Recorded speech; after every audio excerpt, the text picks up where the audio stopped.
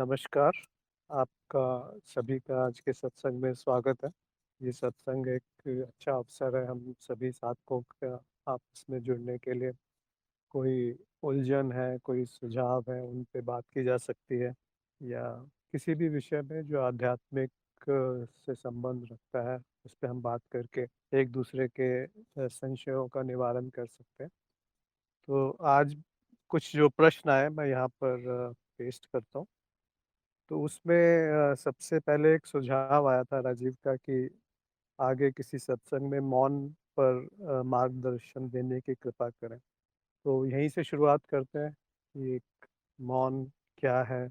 मौन पे बात करना तो विरोधात्मक हो गया, परंतु यही खेल है, यही शब्दों की सीमा है कि मौन पे भी चर्चा की जाती है। तो कई तरह का मौन होता है, पर मौन से पहले हम देखते हैं कि मौन क्या नहीं होता है। जैसे कि ज़्यादातर देखा जाता है कि लोग बोलते रहते हैं। ये नहीं पता होता कि क्या बोल रहे हैं, क्यों बोल रहे हैं, क्या बोलना आवश्यक भी है कि चुप रह के काम हो सकता है। हो सकता है ज़्यादा अच्छा काम हो अगर आप चुप रहें, क्योंकि ज़्यादातर लड़ाई झगड़े इसीलिए होते हैं कि तुमने मुझे ये क्यों बोल दिया, इस तरीके से क्यों बोल दिया। तो बहुत समय देखा गया है कि जहाँ पे अनावश्यक हो वहाँ बोलना नहीं चाहिए, और जब बोलें तो वही बोले जो जितना ज़रूरी है। किसी को नुकसान नहीं पहुँचाना चाहिए, मतलब किसी का आप अपमानित करें वो सब नहीं करना चाहिए। वो सब जो ज़्यादातर डूज़ और डोंट्स होते हैं या करना नहीं करना, मोराल्स, वो सब सबको पता ही है। तो एक ये होता है कि अंदर भी उथल-पुथल है और वही बाहर व्यक्त हो रही है। और दूसरा है कि आप मौखिक रूप से मौन हो गए, मतलब मौन व्रत ले लिया है एक तरीके से और बोल नहीं रहे 1 दिन, 2 दिन या ज़्यादा समय के लिए। परंतु अंदर जो है वो उथल-पुथल है। ये मौन वैसा भी होता है कि आपको किसी से झगड़ा हो गया और फिर आपने बोलना बंद कर दिया, लेकिन अंदर से पूरा उद्वेग भरा पड़ा है। तो ये मौन भी ज़्यादा उपयोगी नहीं है कि आप ज़बरदस्ती करके चुप हो रहे हैं, परंतु अंदर काफ़ी तूफ़ान है एक तरीके का। पर ये कुछ हद तक सहायक भी होता है कि अगर आप बोलना कम कर दें, तो अंदर भी थोड़ी-सी शांति तो आती है। तो थोड़ा सहायक, मतलब पहले तरह के जो हमने व्याख्या की उससे बेहतर है। दूसरा होता है कि बाहर भी शांत है और अंदर विचार विचारों का जो वेग है वो कम हो गया है। अंदर एक तरीके की शांति उत्पन्न हो गई है। तो वो और बेहतर है पहले तरह के मौन से कि आप किसी ज़बरदस्ती अपने आप को चुप कर रहे हैं, उससे बेहतर है कि अंदर शांत है। परंतु जो वास्तविक मौन है, वो होता है कि मेरा स्वरूप जो अनुभव करता है, वहाँ पे क्या है? वहाँ पे तो कोई ध्वनि नहीं है, कोई गुण नहीं है, कोई शोर नहीं है। तो वो है मौन, विश्रांति बोल सकते हैं उसको, आनंद बोल सकते हैं। तो ऐसा नहीं है कि जिसको आत्मज्ञान हो गया है या ब्रह्म ज्ञान हो गया है, तो वो बोलना बंद कर देगा, ऐसा नहीं है। परंतु ये देखना ज़्यादा महत्वपूर्ण है कि शब्द कहाँ से निकल रहे हैं। क्या शब्द मौन से निकल रहे हैं, जो आपका स्वरूप है, या बुद्धि से निकल रहे हैं, या मन से निकल रहे हैं, या भावनाओं से निकल रहे हैं, या बिल्कुल निरर्थक निकल रहे हैं, पता ही नहीं क्या बोल रहे हैं। तो जो गुरुजन है वो सबसे जो महत्वपूर्ण तरीके से ज्ञान प्रसार करते हैं वो मौन में ही होता है। परंतु उसके लिए बहुत बार जो साधक हैं तैयार नहीं होते, तो उन्हें बोलना पड़ता है। तो गुरु अपना मौन तोड़ते हैं ताकि साधक मौन हो जाए। उसके अंदर वो मौन स्वरूप जो उसका वास्तविक रूप है, उसमें स्थिति आ जाए। आप देखिए मौन, सभी कुछ मौन है। ध्वनि कहाँ पर है, कितनी प्रतिशत होगी पूरे जगत में? जगत में थोड़ी बहुत आपके दायरा जो है वहाँ पे ध्वनि दिखेगी आपको, परंतु आप जंगल में चले जाएँ, मौन है एक तरीके का। आप पृथ्वी को छोड़ दें, पृथ्वी और सूर्य के बीच में पता नहीं कितने लाखों किलोमीटर की दूरी है। जो पूरा आकाश है उसमें मौन है, और जो पूरा मंडल है, आकाश गंगा या जो भी है, सब जगह मौन ही मौन है। जो पूरी कृति हो रही है वो मौन में हो रही है। जैसे कि बच्चा माँ के गर्भ में पलता है तो वहाँ कहाँ शोर है, मौन है। वैसे ही आप अपने अंदर डूबते जाएँगे तो मौन है। तो मौन ही स्वरूप है, बोलने से वो मौन भंग होता है। परंतु वास्तविक मौन वही है, जैसे कि अभी हमने बात करी, जब आप अपने स्वरूप में डूब जाते हैं और उस स्वरूप से जो शब्द फूटते हैं।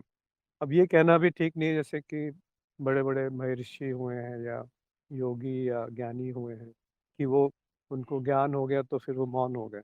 नहीं, नहीं, उनके मौन से शब्द निकल, तो वो जो शब्द होते हैं उसपे एक अलग तरह का भार होता है, एक छू जाते हैं वो समझ में आते हैं।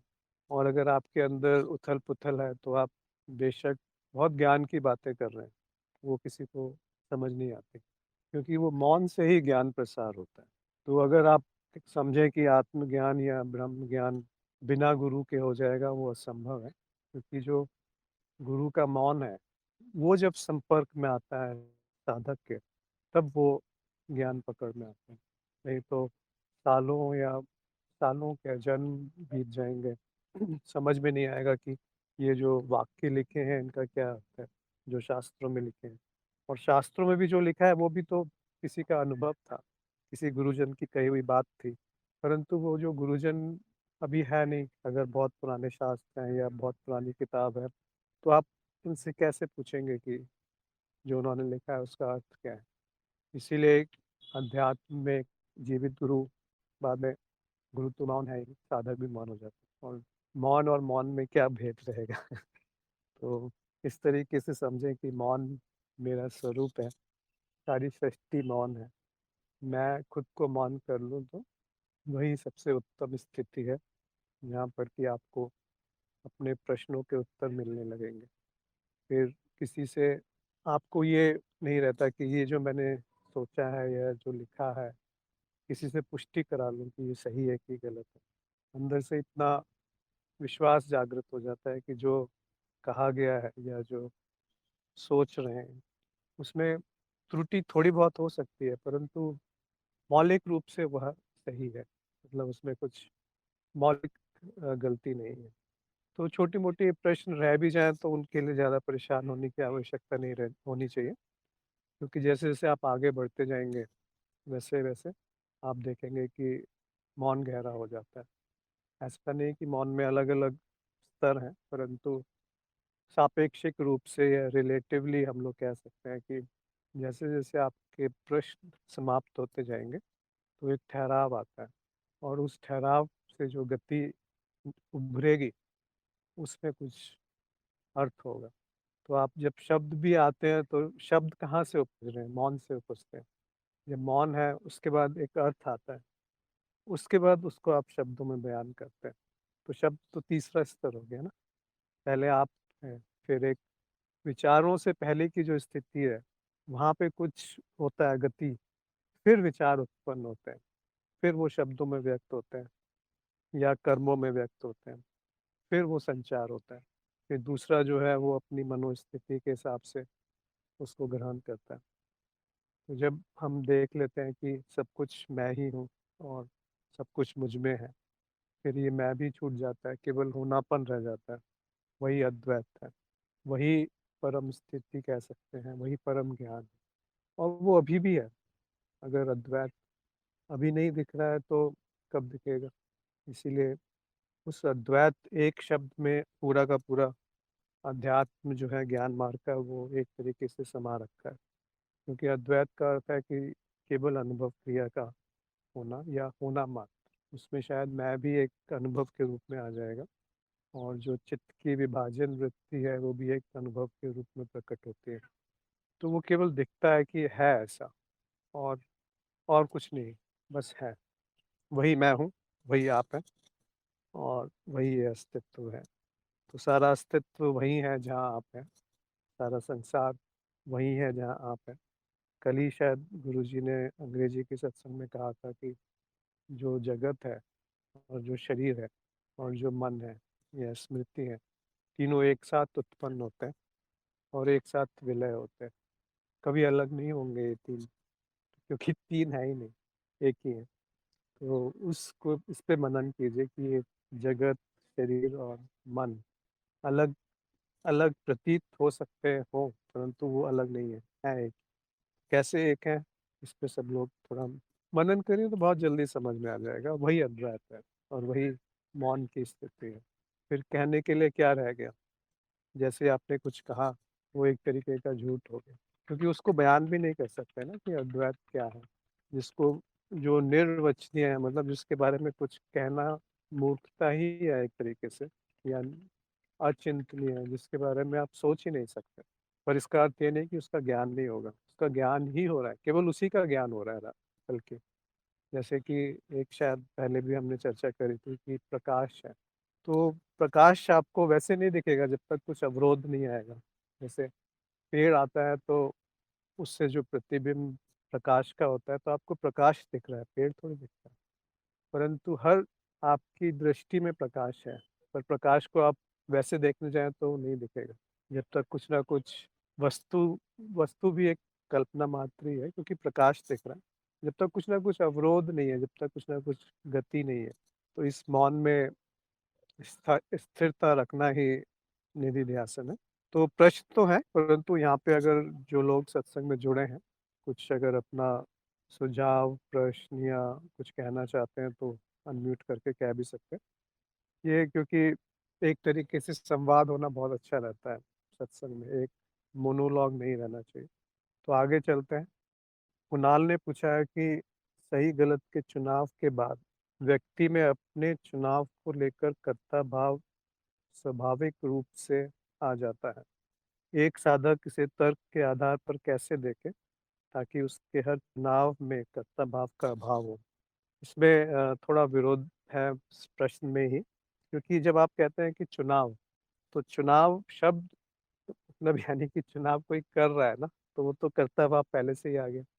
अगर आप बोलते हैं कि बिना कर्ता भाव के चुनाव किया, तो वो शब्द, वो वाक्य ही निरर्थक हो जाएगा। तो सही गलत वो भी एक तरीके की व्यक्तिनिष्ठ मान्यताएं हैं कि ये सही है या ये गलत। सही गलत तो परिस्थितियों के हिसाब से बदलता रहता है। और चुनाव करने के लिए तो कितनी सारी चीज़ें एक साथ आनी चाहिए, तब चुनाव करेंगे ना। आपकी बुद्धि काम करनी चाहिए, आपको बहुत सारी चीज़ें जो पुराने संस्कार पड़े हैं उनके आधार पे, परिस्थितियाँ, तो किस किस कारण को आप ढूंढेंगे? अनगिनत कारण हो सकते हैं कि आपने एक ही चुनाव क्यों किया कि मैं ये समोसा खाऊं या नहीं खाऊं। ये एक चुनाव हो गया कहने के लिए, समोसा खाऊं या जलेबी खाऊं, ये भी एक चुनाव है। परंतु ये चुनाव कैसे हो रहा है? अगर आप स्मृति हटा दें, आप जो जिसने वो बनाया है वस्तु, कहाँ कहाँ से आप बहुत सारे अनगिनत कारण मिलते हैं कोई भी एक घटना होने के या चुनाव होने के। तो वो स्वतः होता है, उसमें कोई करता नहीं है। बस इस चीज को पकड़ना आवश्यक है, क्योंकि अगर आप चुनाव कर रहे हैं तो कर्ता भाव वहाँ पहले से ही आ गया। जब आप देख रहे हैं कि ये सब कुछ हो रहा है, और जब बहुत किसी घटना के अनगिनत कारण हो जाते हैं, सैकड़ों, हजारों या और भी ज्यादा, तो हम कह सकते हैं कि वो अकारण है। वैसे ही किसी घटना के अनगिनत प्रभाव होते हैं, तो हम कह सकते हैं कि वो प्रभावहीन है। मतलब ये सब हम ऊपर के स्तर पे अगर समझ रहे हैं तब है। अगर आप व्यवहारिक तौर पे बोलेंगे तो कारण प्रभाव सब सही है, मतलब आपको उसको पालन करना पड़ेगा। ये नहीं कि मैंने कुछ चोरी कर ली फिर बोलूंगा कि ये तो कारणहीन है, मैंने थोड़ी किया है, मैं करता नहीं हूँ। उस तरह से ज्ञान को नहीं समझना चाहिए। जो आवश्यक है वो हो जाएगा। तो जो ऊपरी स्तर का ज्ञान है वो निचले स्तरों पे सत्य बैठता है, पर जो निचले स्तर का ज्ञान है वो ऊपर सत्य नहीं हो जाता, वो गलत हो जाता है।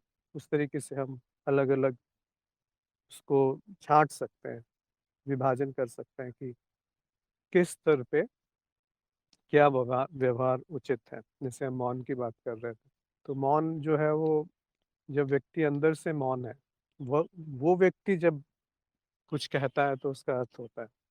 तो मौन और अभिव्यक्ति दोनों विरोधात्मक है, परंतु दोनों एक दूसरे के पूरक हैं। कि जब तक आप मौन नहीं होंगे, तो आपके शब्दों में कोई अर्थ नहीं निकलेगा। बेशक आप कितने भी ऊँचे-ऊँचे सिद्धांत बयान कर दें, परंतु उसका असर नहीं आएगा। जैसे कि कुछ लोग कहते हैं कि मुझको सब समझ में आ गया, अध्यात्म क्या है और सत्य क्या है, अद्वैत क्या है, बहुत सरल है। परंतु मैं किसी को बताने जाता हूँ तो वो भाग जाते हैं।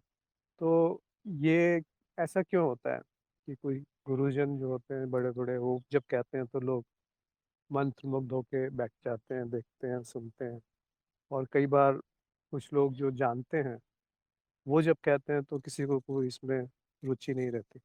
तो इसका अर्थ ये नहीं है कि अगर कोई ज्ञानी है, उसको कोई पीछे उसकी बात नहीं सुन रहा, तो इसका मतलब उसको ज्ञान नहीं हुआ। ये नहीं कहने का अर्थ है। परंतु ये अर्थ है कि अगर अशुद्धियाँ बची हैं आपके अंदर और वो ज्ञान जो है प्रगाढ़ नहीं हुआ है, मौन जो है वो स्थिर नहीं है, तो जो शब्द हैं उनमें अर्थ नहीं निकलता है और उसका प्रभाव कम आता है निचले स्तरों पर। तो वहाँ पर थोड़ा ध्यान रखें। और जो कुणाल ने पूछा है कि एक साधक इसे तर्क के आधार पर कैसे देखे ताकि उसके हर चुनाव में कर्ता भाव का भाव हो। चुनाव ही कर्ता भाव है। तो कर्ता भाव का भाव करने के लिए कुछ करना नहीं पड़ेगा, एक और कर्ता की आवश्यकता नहीं है। केवल ये देखना है कि कर्ता भाव ही मिथ्या है। आप उसे ढूँढने जाएँगे कि कौन है कर्ता, तो कहीं मिलेगा नहीं। कर्ता भाव को ही अहम कह सकते हैं, क्योंकि पहले अहम आएगा फिर कर्ता भाव आता है कि मैं ये हूँ। फिर जैसे ही आप ये कहेंगे मैं ये हूँ, आपको ये भी कहना पड़ेगा ये मैं नहीं हूँ। और एक और इसका प्रभाव आता है कि ये मेरा है, फिर ये मेरा नहीं है। तो ये जो 4 चीज़ें बन जाती हैं, ये मैं हूँ, अहम वृत्ति, ये मैं नहीं हूँ, इदम वृत्ति, ये मेरा है, ममत्व बोलते हैं, और ये मेरा नहीं है, मतलब आप उससे दूर भागने की चेष्टा करेंगे। तो इस तरीके से ये विभाजन हो जाता है अद्वैत में, जहाँ विभाजन की आवश्यकता नहीं है, जहाँ पे विभाजन है ही नहीं। जो भी विभाजन है वो मिथ्यात्मक है, प्रतीति है, माया है, झूठ है। जैसे कि पर्दे के ऊपर चलचित्र चल रहा है, तो चलचित्र में बहुत सारे विभाजन हैं, परंतु उनका जो आधार है, जो अधिष्ठान है, वहाँ कोई विभाजन नहीं है। उस अधिष्ठान को आप हटा लीजिए तो चलचित्र जो है वो गायब हो जाएगा। तो बस चलचित्र का उदाहरण इतना ही समझना चाहिए कि जो प्रतीति है वो बदलती रहती है, और जो उसका आधार है वो मौन है, वो शिव है, शून्य है, वही तत्व है, वही अद्वैत है। फिर शिवम ने पूछा है कि जब तक हम भाव को अपनी चेतना के प्रकाश में नहीं लाया जाएगा, तब तक साक्षी भाव अधूरा ही रहेगा क्या? क्योंकि साधक शरीर, विचार और भावों का तो दृष्टा बन जाता है, लेकिन अहम भाव का साक्षी नहीं बन पाता है। नहीं, इसमें थोड़ा-सा समझ में त्रुटि है, क्योंकि अहम भाव का भी साक्षी बना जा सकता है कि अहम भाव है। अहम भाव भी एक तरह का अनुभव ही है। आप देख नहीं सकते हैं कि ये अनुभव है कि मैं अपने आप को किसी से जोड़ रहा हूँ। तो ये जो मैं है और जो जुड़ने की प्रक्रिया है और जिससे जुड़ा जा रहा है, ये तीनों की तीनों एक अनुभव की श्रेणी में आ जाएँगे। तो जब हम कहते हैं कि मैं सब कुछ हूँ या सब कुछ मुझ में है, तो वहाँ पर फिर मैं भी छूट जाना चाहिए, केवल होनापन रह जाता है कि ऐसा है। उसमें मैं और तुम, वो छूट जाता है। तो साक्षी भाव का अर्थ यही है कि 2 तरीके से आप जान लें साक्षी भाव को। एक ये कि जो भी अनुभव है सब मिथ्या है, जो भी बदल रहा है वो सब मिथ्या है, और जो भी अनुभव में है वो मैं नहीं हूँ। और दूसरा कि मैं ही तत्व हूँ इस सृष्टि का। तो जब ये ज्ञान हो जाता है कि मैं अनुभव करता हूँ या मैं साक्षी हूँ, तो वो ज्ञान मतलब एक तरीके का आपको दृढ़ विश्वास हो जाता है, निष्ठा रहती है कि हाँ, यही यही है, जो भी है। तो उस होनेपन को साक्षी भाव कहते हैं, जिसमें कि साक्षी से एकत्व का आभास रहता है। साक्षी भाव भी चित्तवृत्ति ही है, परंतु सबसे सूक्ष्म, सबसे उत्कृष्ट चित्त की स्थिति साक्षी भाव है। जब आप अद्वैत को जैसा अद्वैत है, वैसा देख पाते हैं। क्योंकि ऐसा कहना गलत है कि अद्वैत है तो उसको आप मतलब कैसे परोक्ष अनुभव या तर्क से समझ नहीं पाएँगे, तो कैसे कहेंगे कि अद्वैत है? तो वो हुआ जा सकता है, वहाँ पे शब्द निरर्थक हैं, वहाँ बुद्धि, क्योंकि बुद्धि खुद एक अनुभव है। जैसे पर्दे के ऊपर चलचित्र चल रहा है, उसमें से एक पात्र बुद्धि है। तो बुद्धि को क्या पता चलेगा कि पर्दे का क्या स्थिति है? तो बुद्धि को शांत करना आवश्यक है वहाँ पर जाकर के, और उस स्थिति में मौन है। तो आज का विषय केवल मौन ही है। फिर योगेश ने कहा है, क्या अस्तित्व से अपने को भिन्न मानना अहम है? अस्तित्व से अपने को जो भिन्न मानता है वो भी तो अस्तित्व में ही है। अस्तित्व यानी अद्वैत, यानी अनुभव क्रिया। शुरू में समझने के लिए, समझाने के लिए या समझने के लिए ये कह देते हैं कि अस्तित्व के दो चेहरे हैं, एक अनुभव, एक अनुभव करता, वही द्वैत है। परंतु वो केवल शुरुआती स्तर है, शुरुआती कदम है। जब सीखते हैं, जब हम ज्ञान मार्ग पे या अध्यात्म में शुरुआत करते हैं, तो कहते हैं कि हाँ, दो हैं।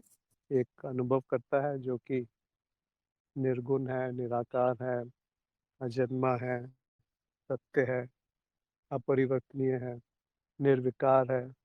ये सब शब्द बहुत सारे प्रयोग में लाए जाते हैं उसके। और दूसरा कि जो परिवर्तनीय है, जो परिवर्तनीय है वो मैं नहीं हूँ। परंतु ये कोई भेद है ही नहीं ना, वही तो ब्रह्म ज्ञान है। ये अनुभव और अनुभव करता एक है। तो शुरू में जो शुरू शुरू में आते हैं उनको एक बार में ही अगर बोल दें कि अद्वैत है, तो शायद बुद्धि नहीं पकड़ पाए। बुद्धि तो वैसे भी नहीं पकड़ सकती है, परंतु बिल्कुल ही समझ में नहीं आएगा। तो इसीलिए उसको दो भाग में विभाजित किया जाता है, जो कि चित्त करता है हमेशा। तो वो समझ में आ जाता है, हाँ हाँ, ये सही है। फिर उसको भी छीन लिया जाता है। तो इसीलिए कहा जाता है कि जो ज्ञान मार्ग है वो निराश्रय है, मतलब कोई आश्रय नहीं मिलेगा, कोई सहारा नहीं मिलेगा, कोई धरातल नहीं मिलेगा, केवल शून्यता रहेगी, अद्वैत रहेगा। और ज्ञानहीनता है, मतलब ज्ञान को भी छोड़ना पड़ेगा। समयहीनता है, सब मिथ्या है समय। कारणहीनता है, कारण प्रभाव नहीं है, देश नहीं है, तो सब कुछ छूट जाता है। आप वस्तु नहीं है, शरीर नहीं है, मन नहीं है, अनुभव करता और अनुभव भी एक है। तो उस स्थिति में रहना अ, अध्यात्म है, या ज्ञान की परम स्थिति कह सकते हैं, या निधि ध्यासन, कुछ भी कहिए। शब्दों में अर्थ आप डालते हैं। जैसे कि आप समझने के लिए समझें कि अभी जो ये शब्द यहाँ से बोले जा रहे हैं, वो हवा में मतलब तरंग के रूप में आएंगे। उसको कोई माइक यहाँ पे पकड़ेगा, फिर किसी तार के द्वारा मोबाइल पे पहुँचेंगे, वहाँ पता नहीं कुछ होगा। फिर वहाँ से वो ट्रांसमिट होगा संकेत, पता नहीं, शायद सैटेलाइट पे जाएगा या कहीं जाएगा। फिर वहाँ से प्रतिबिंब होगा, फिर कहीं पे जाकर के वो मोबाइल में पकड़ेगा आपके। फिर वहाँ पे परिवर्तन होगा, फिर तार के माध्यम से या सीधे मोबाइल के स्पीकर से वो फिर तरंग बनेंगी वायु में, फिर आपके कानों में पड़ेगा। फिर कानों में पता नहीं कुछ होगा, संकेत, कुछ गति होगी, वो मस्तिष्क में आएगा, और उस मस्तिष्क को कोई जान रहा है। तो इतनी लंबी चौड़ी प्रक्रिया है। इसमें आपको हो सकता है सारे जो कड़ियाँ हैं उनकी जानकारी ना हो, परंतु इसमें एक ही प्रश्न का जवाब दीजिए कि ये शब्द जो यहाँ से फूट रहे हैं, उन शब्दों को सुन कौन रहा है?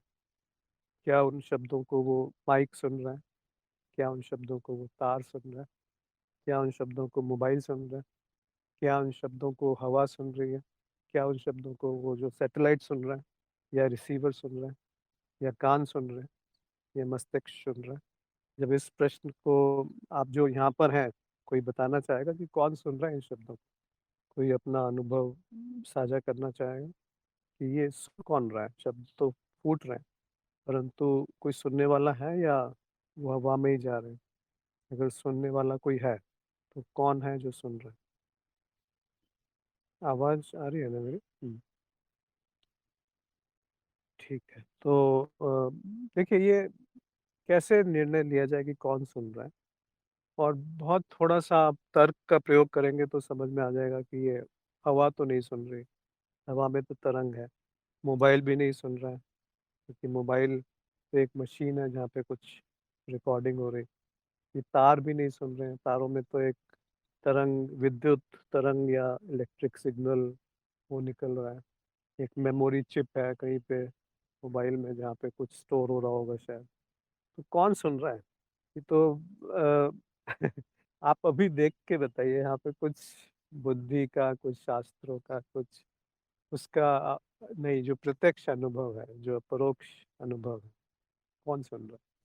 और सुनने वाले कितने हैं? तो मुझे लगता है कुछ लोग अभी टाइप कर रहे हैं, तो आप इंतज़ार करते हैं। बहुत बड़े-बड़े उत्तर टाइप किए जा रहे हैं लगता है। तो बहुत छोटा-सा आंसर है, बहुत छोटा-सा उत्तर होना चाहिए इसका तो, कि कौन सुन रहा है? सुमान ने कहा नोबडी। नोबडी, हाँ, अगर आप नोबडी का अर्थ है शून्य, तो वो सही है। मीरा ने कहा कि इंद्रियां मस्तिष्क में संदेश भेज रही हैं और इंद्रियों से अनुभव होते हैं, शरीर को अनुभव होता है। मीरा, आपको थोड़ा सा सुधार करना पड़ेगा यहाँ पे, कि शरीर को आप अनुभव समझती हैं कि शरीर को अनुभव कर्ता की श्रेणी में लाती है, क्योंकि आप ये नहीं कह सकते ना कि अनुभव ही अनुभव का अनुभव कर रहा है, वो तो निरर्थक वाक्य हो गया। तो अनुभव जो कर रहा है वो अनुभव करता नहीं है, और जो अनुभव करता है वो अनुभव नहीं है। तो अगर हम शरीर को अनुभव होते हैं ये कहेंगे, तो फिर तो मोबाइल को भी अनुभव हो रहे हैं, फिर तो तार को भी अनुभव हो रहे हैं, फिर तो हवा को भी अनुभव हो रहे हैं। तो मेरा सवाल बहुत बहुत सरल था। तो सुमा ने कहा शून्य, राजीव ने कहा मैं। हाँ, देखो बहुत सरल उत्तर है। वह मैं जो इस व्यक्ति रूपी मैं नहीं है। तो घुमा के लिखा राजीव ने। अनुभव क्रिया हो रही है, लाइट ने लिखा है। और मीरा ने लिखा है शरीर भी अनुभव ही है। हाँ, अगर शरीर अनुभव है, तो शरीर को अनुभव कैसे होता है?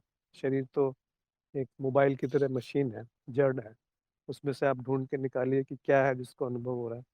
तो इसका उत्तर बहुत सरल है, मतलब बहुत ज़्यादा दिमाग दौड़ाने की आवश्यकता नहीं थी। वैसे तो बहुत लोगों ने अच्छे, हाँ, मीरा ने लिखा है अनुभवकर्ता। ये सही है कि अनुभवकर्ता को अनुभव हो रहे हैं, परंतु वो भी एक शब्द हमने कहीं से चुन लिया है। इसका सीधा सरल उत्तर है कि मुझे अनुभव हो रहे हैं। तो जो मुझे अनुभव हो रहे हैं, मैं जो हूँ अभी, वही सत्य है, वही अनुभव करता है, वही अद्वैत है, और वही अस्तित्व है, वही शून्य है।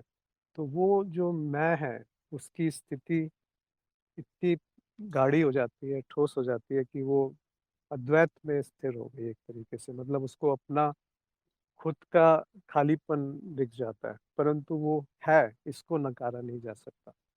तो जो ये शब्द यहाँ से बोले जा रहे हैं, वो शब्द कहाँ-कहाँ विधि से पहुँच रहे हैं, पर उसमें कोई भी अनुभव करता नहीं है। ना ये हवा, ना ये तार, ना ये मोबाइल, ना वो सैटेलाइट, ना आपका मोबाइल, ना आपके तार, ना आपका कान, ना आपका मस्तिष्क, ना आपकी नाड़ियाँ, ना ये शरीर, कुछ नहीं। तो वो एक ही है। अब एक प्रश्न आता है कि फिर तो कितने अनुभवकर्ता हो गए? एक अनुभवकर्ता जो दिल्ली में सुन रहा है, एक अनुभवकर्ता जो मुंबई में सुन रहा है। 2 अलग-अलग व्यक्ति हो गए तो 2 अनुभवकर्ता हो गए। तो वो एक अलग विषय है, कभी और उस पे बात कर सकते हैं कि 2 अनुभवकर्ता नहीं है, एक ही अनुभवकर्ता है। और एक गुरुजी का वीडियो भी है, अगर किसी को इस प्रश्न पे उत्तर संतोषजनक उत्तर नहीं मिला, तो उसका लिंक मैं बाद में शेयर करूँगा, जिसमें उन्होंने कहा है कि ये 2 अनुभवकर्ता क्यों नहीं है, तर्क के और अपरोक्ष अनुभव के आधार पे। काफ़ी विस्तार में उसका उत्तर दिया। तो उसको देखेंगे तो क्योंकि ये प्रश्न आना स्वाभाविक है कि फिर तो 2 अनुभव करता है, क्योंकि मुझे आपके विचार नहीं पता चलते, आपको मेरे विचार नहीं पता चलते, तो 2 हो गए ना, 1 कहाँ रहा? तो उसको समझने के लिए या तो किसी और सत्संग में चर्चा करेंगे, परंतु उस वीडियो को भी आप देखेंगे तो काफ़ी संशय दूर हो जाएँगे। तो कहने का अर्थ ये है कि इसी समय आप देख सकते हैं कि जो भी अनुभव में आ रहा है, वो एक मिथ्या है, और जो अनुभव कर रहा है, वो अभी भी मौजूद है। अब उस अनुभव जो कर रहा है, उसके को ढूँढने जाएँगे तो कुछ नहीं मिलता। इसीलिए उसको मिथ्या कहा गया है कि जो मतलब मिथ्या अनुभव कर जो बदलाव है, उसको हम मिथ्या कहते हैं। जो अनुभव कर रहा है, अंततः वो भी एक तरीके का भ्रम है, क्योंकि दोनों के दोनों अनुभव और अनुभवकर्ता एक ही हैं। कहीं कोई सीमा रेखा नहीं मिलती, वो ब्रह्म ज्ञान। फिर योगेश ने आगे पूछा है कि तन्मात्रा क्या है? तो तन्मात्रा का अर्थ होता है जो सबसे छोटा है, तनु, और मात्रा मतलब जिसको मापा जा सकता है। जो तो सबसे छोटी-सी सबसे सूक्ष्म जो है वो तन्मात्रा है। तो कोई भी अनुभव जब हम होते हैं, उसको हम समझने का प्रयास करते हैं कि किसका अनुभव हो रहा है। तो ये कहा गया है सांख्य में कि तन्मात्राओं का अनुभव होता है। अब यहाँ पे भी आप बिल्कुल स्पष्ट रूप से समझ लीजिए कि आप में और तन्मात्रा में कितनी दूरी है। तो आप पाएँगे कि कुछ है नहीं, जो अनुभव करता है और तन्मात्रा कहीं और है, और अनुभवकर्ता उसका अनुभव कर रहा है, ऐसा नहीं है। अनुभवकर्ता जहाँ है वहीं तन्मात्रा है। तो सबसे सूक्ष्म जो अनुभव हो सकता है, उसको तन्मात्रा कहते हैं। फिर शिफाली ने एक लिखा था कि अगर मेरे अलावा सब मिथ्या है, तो ज्ञान प्रसार हम किससे देते हैं? अब अज्ञान किसका नष्ट कर रहे हैं? तो फिर से मैं यहाँ पूछना चाहूँगा जो लोग सत्संग में मौजूद हैं कि क्या आवश्यकता है ज्ञान प्रसार की? ये सब तो निरर्थक है, मिथ्या है। तो क्यों किया जाए ज्ञान प्रसार? तो समय व्यर्थ करना है, जब अद्वैत ही है और सब कुछ एक है, यहाँ तक कि अनुभव और अनुभवकर्ता भी एक ही हैं, और जो अनुभव हैं सब मिथ्या हैं। तो ज्ञान प्रसार भी तो एक तरीके की मिथ्या हो गया। तो क्या ये समय को व्यर्थ करना नहीं हुआ कि किसको हम ज्ञान प्रसार करें? 2 चीज़ें पूछिए, क्या ज्ञान प्रसार करना चाहिए? और अगर कर भी रहे हैं, तो किसको कर रहे हैं? कौन है जो ज्ञान को पकड़ रहा है, जो ज्ञान हासिल कर रहा है? या आगे उन्होंने पूछा था कि अब अज्ञान किसका नष्ट कर रहे हैं? मतलब कौन है जिसका ज्ञान नष्ट हो रहा है? तो इसमें कोई अपने राय या अपने मत रखना चाहेगा कि ऐसा किसका ज्ञान नष्ट हो रहा है, और क्यों करना आवश्यक है, या किसको ज्ञान हो रहा है, किसको अज्ञान है जिसको कि ज्ञान होगा?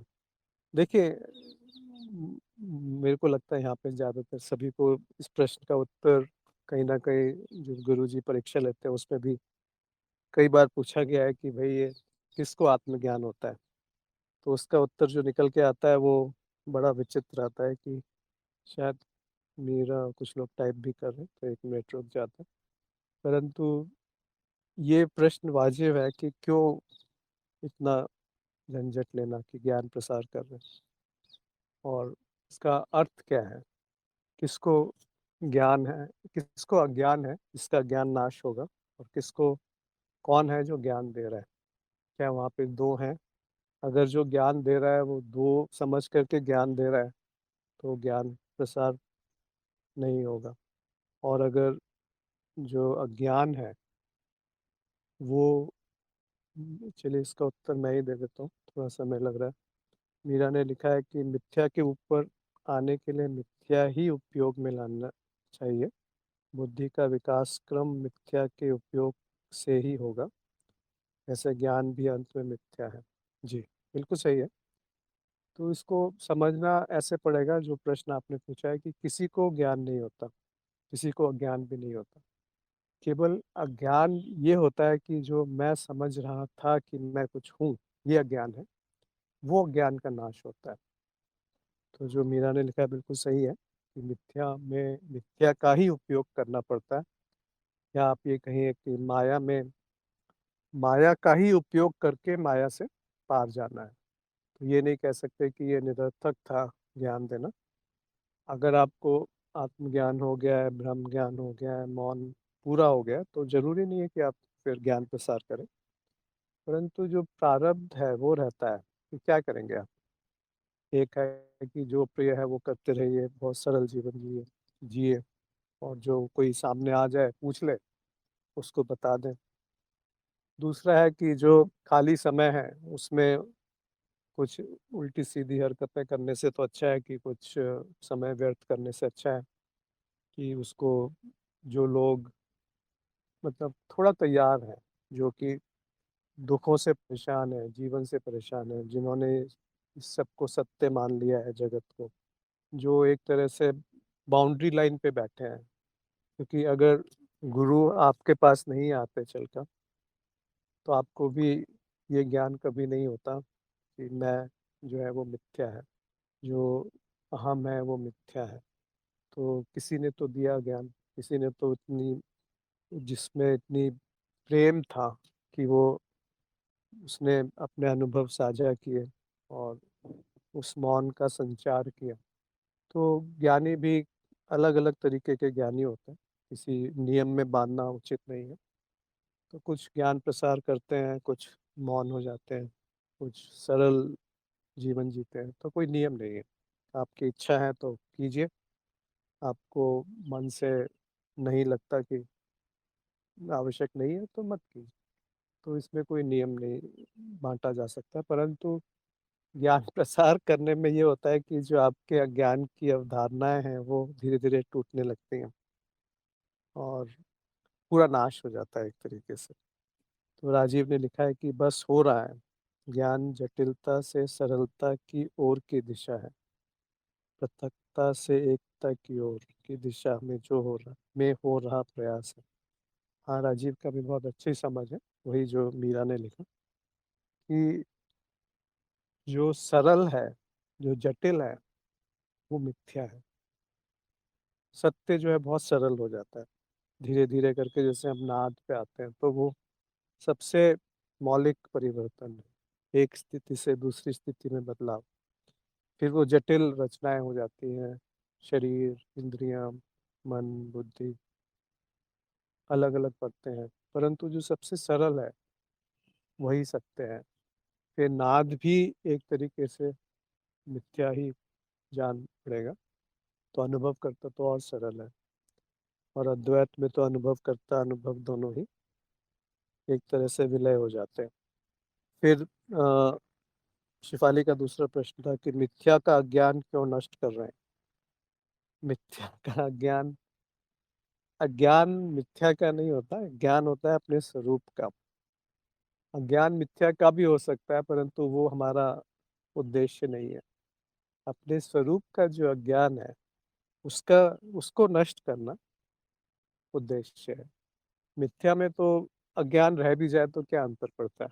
परंतु स्वरूप का जो अज्ञान है, जब वो नाश हो जाए ज्ञान से, तो वो ज्ञान मार्ग का उद्देश्य है। परंतु अंत में ये समझना आवश्यक है कि जो ज्ञान है, वो भी एक तरीके का बोझ है, उसको ढोना नहीं है, उसको भी स्वाभाविक रूप से छोड़ देना है, समर्पण कर देना है। तो समर्पण करने वाला कोई नहीं होता, तब समर्पण वास्तविक होता है।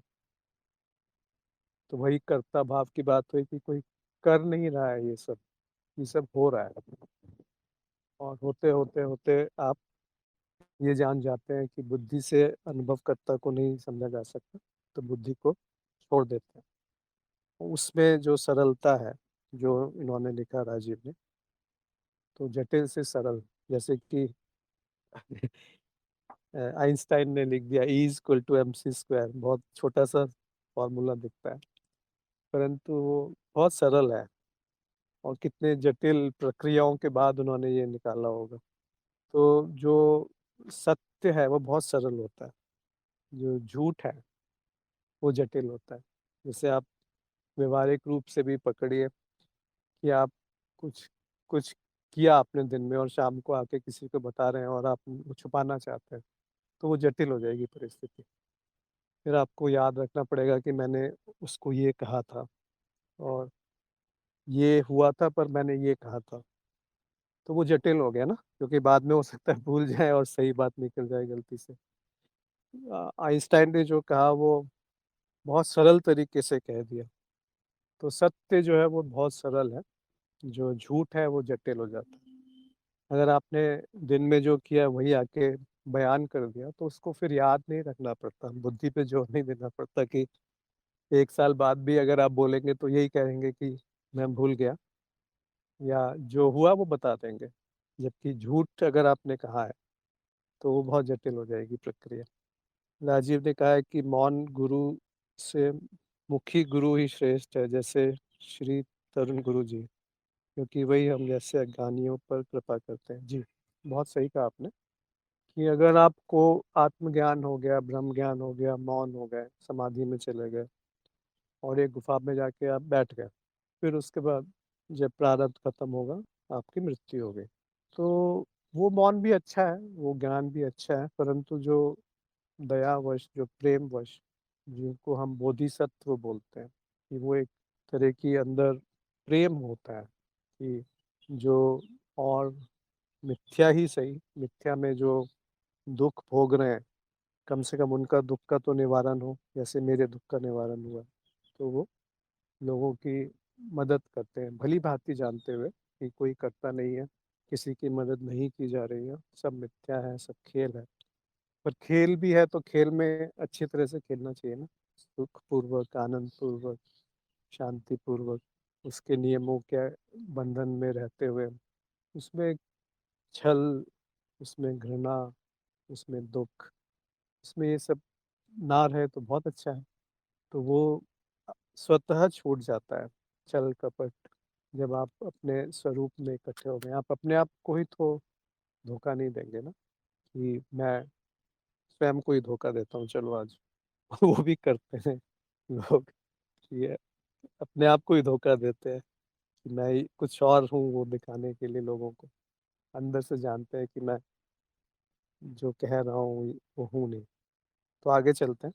अच्युत ने पूछा है कि कोई भी अनुभव ब्रेन यानी मस्तिष्क में होता है या अनुभवकर्ता को होता है? अनुभवकर्ता तो साक्षी है, फिर अनुभवकर्ता को अनुभव कैसे हो सकता है? तो पहली चीज़ तो मस्तिष्क जो है वो खुद अनुभव है, और अनुभव सारे अनुभवकर्ता को ही होते हैं। अब कैसे हो सकता है वो तो प्रक्रिया कोई है नहीं, मिलेगी भी नहीं। पर ये आप प्रत्यक्ष रूप से देख सकते हैं कि अनुभवकर्ता को ही अनुभव होता है, और वो आप स्वयं हैं। इंद्रियों और मस्तिष्क का क्या संबंध है?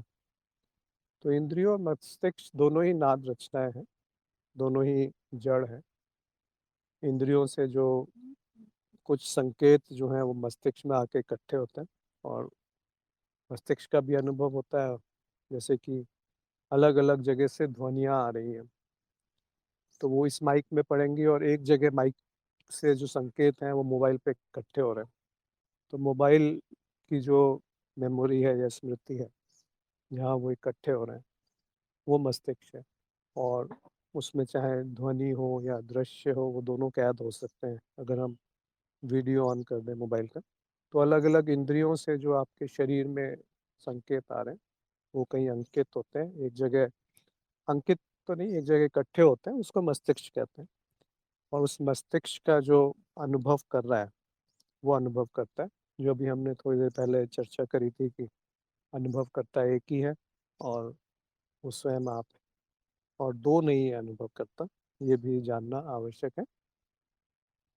फिर एक और प्रश्न था कि अनुभव और अनुभवकर्ता का विलय या एकता ही अनुभव क्रिया है, और अनुभव क्रिया या अस्तित्व का तत्व शून्य है। क्या ये सही है? हाँ, ये बिल्कुल सही है।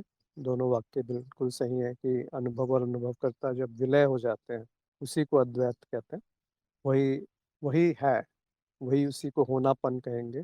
उसी को आप अनुभव क्रिया कह दीजिए या अस्तित्व कह लीजिए या शून्य कह लीजिए।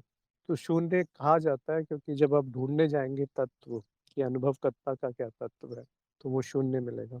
आप अनुभव का तत्व ढूँढने जाएँगे, वो भी शून्य मिलेगा। तो अस्तित्व का जो तत्व है, वो भी शून्य है और अनुभव क्रिया में और कुछ नहीं है, केवल शून्यता। तो शून्यता जो है, वो एक शब्द है, परंतु उसको बुद्धि से समझने का प्रयास ना करें और उसको देखें कि वैसा ही है और अभी वही है और कुछ नहीं है। तो इस तरीके से हम लोग आज के प्रश्न भी समाप्त हुए। तो कोई और कुछ कहना चाहता है या कुछ साझा करना चाहता है या कोई प्रश्न है तो पूछें? अद्वैत को बुद्धि से मत पकड़िए, चाहे वो कितना भी शुद्ध ज्ञान हो, अंत में आपको सारे ज्ञान एक जैसे शरीर में साबुन लगा देते हैं, मैल उतारने के लिए और बाद में नहा लेते हैं कि साबुन को भी धो लें। नहीं तो साबुन के साथ लगे हुए आप कहीं जा नहीं सकते ना बाहर, वैसे ही ज्ञान है। ज्ञान से अज्ञान का मल दूर होता है और बाद में दोनों ज्ञान और अज्ञान को त्याग देना चाहिए। नहीं तो एक बोझ, एक भार सिर पे बैठ जाएगा कि मैं ज्ञानी हूँ। जो ये कहता है मैं ज्ञानी हूँ, वो तो बहुत बड़ा ज्ञानी है, क्योंकि ज्ञानी को पता होता है कि ज्ञानी कुछ नहीं होता। ज्ञानी खुद एक मिथ्या है, जो है बस वो है। वही वही है, वही होनापन अद्वैत है, जो अनुभव क्रिया कह लीजिए, समाधि कह लीजिए। अलग-अलग शब्द हैं, पर ये शब्द हैं। इसको आप कुछ और भी कह सकते हैं, उसका कोई अर्थ नहीं निकलेगा, क्योंकि जब तक तत्व या अर्थ को नहीं पकड़ा, जो उसका मूल है, उसको नहीं पकड़ा, तो उलझन रहेंगी कि ये कैसे संभव है कि अनुभवकर्ता आप बोलते हैं अलग-अलग है, फिर बोलते हैं एक है। ये तो बड़ी मतलब बहुत विरोधात्मक बातें हैं, परंतु इसमें कोई विरोध नहीं है। जो स्तर अद्वैत का है, वहाँ पे एक है, परंतु अगर हम व्यवहारिक तौर पे आ जाएँगे और नीचे उतरते जाएँगे, तो वहाँ पे द्वैत है। वहाँ पे सुख है, दुःख है, वृत्तियाँ हैं, एक चक्र के रूप में ये सब चलता रहता है। कभी ऊपर, कभी नीचे, कभी उदय, कभी विलय। तो जब आप सोच रहे हैं कि बहुत ज्ञान मिल गया, बहुत पवित्रता आ गई और मैं विलय हो जाऊँगा, विलय होगा फिर उदय हो जाएगा। तो वो वृत्ति फिर से चलती रहेगी। ऐसा नहीं है कि एक बार विलय हो गया तो कभी उठेगा ही नहीं और ऐसा भी नहीं है कि आप नीचे गिरते जाएँगे तो कहाँ तक जाएँगे? कौन गिर रहा है? कहाँ गिर रहे हैं? और ऊपर उठ रहे हैं तो कहाँ पे उठ रहे हैं? कौन उठ रहा है? किसका विकास हो रहा है? तो विकास और पतन दोनों मान्यताएँ हैं। किसी का विकास नहीं होता, किसी को ज्ञान नहीं होता, केवल अज्ञान का नाश होता है कि जो मतारोपण है, जो धारणाएँ हैं, जो ठोस विचार हैं कि मैं ये हूँ और मैं यही हूँ, ये मुझे भली-भाँति पता है, तो फिर उसका कुछ अधिक किया नहीं जा सकता।